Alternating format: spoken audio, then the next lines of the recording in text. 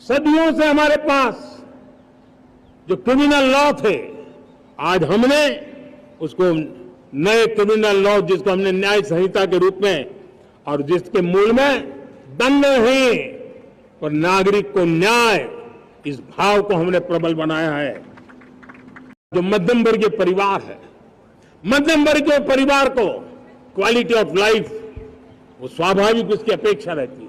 वो देश के लिए बहुत देता है, तो देश का भी दायित्व है कि उसकी जो क्वालिटी ऑफ लाइफ में जो उसकी अपेक्षाएं हैं, सरकार की कठिनाइयों से मुक्ति की उसकी जो अपेक्षाएं हैं, उसको पूर्ण करने के लिए हम निरंतर प्रयास करते हैं। और मैंने तो सपना देखा है कि 2047 जब विकसित भारत का सपना होगा, तो उसकी एक इकाई ये भी होगी कि सामान्य मानव के जीवन में सरकार की दखलें कम हो, जहां सरकार की जरूरत हो वहां अभाव न हो, और जहां सरकार की बेकारण प्रभाव भी न हो, इस प्रकार की व्यवस्था पर हम प्रतिबद्ध हैं।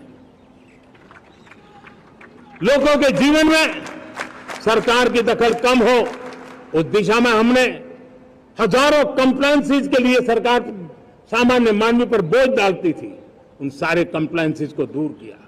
हमने देशवासियों के लिए 10,000 से ज्यादा कानूनों को खत्म कर दिया, ताकि कानूनों की जंजाल के अंदर देशवासियों को फंसना न पड़े। हमने छोटी छोटी गलतियों के कारण ऐसे कानून बने थे, उनको जेल में अंदर धकेल दिया जाए। हमने उन छोटे छोटे कारणों से जेल जाने के जो परंपराएं थी, उन सारे कानूनों को नष्ट कर दिया और उसको कानूनों को जेल भेजने के प्रावधान को व्यवस्था से बाहर कर दिया है।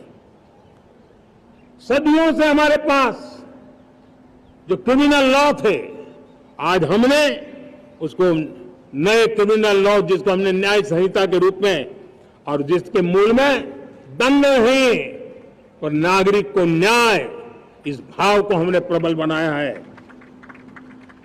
ईज ऑफ लिविंग बनाने के लिए देशव्यापी मिशन में काम करे। हर लेवल पर मैं सरकार के प्रतिनिधियों का आह्वान करता हूं। मैं जनप्रतिनिधि, वो किसी भी दल के क्यों न हो, किसी भी राज्य के क्यों न हो, सबसे आग्रह करता हूं कि हमने एक मिशन मोड में ईज ऑफ लिविंग के लिए कदम उठाने चाहिए।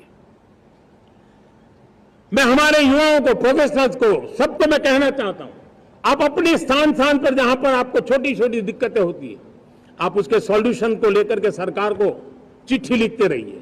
सरकार को बताइए कि बिना कारण की कठिनाइयां है, उसको दूर करने से कोई नुकसान नहीं है। मैं पक्का मानता हूं आज सरकारें संवेदनशील है।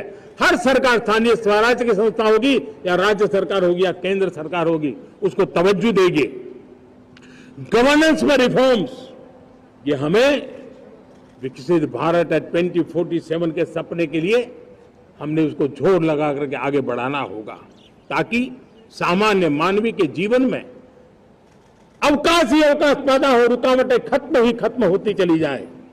नागरिकों का डिग्निटी ऑफ सिटीजन, नागरिकों के जीवन में सम्मान मिले,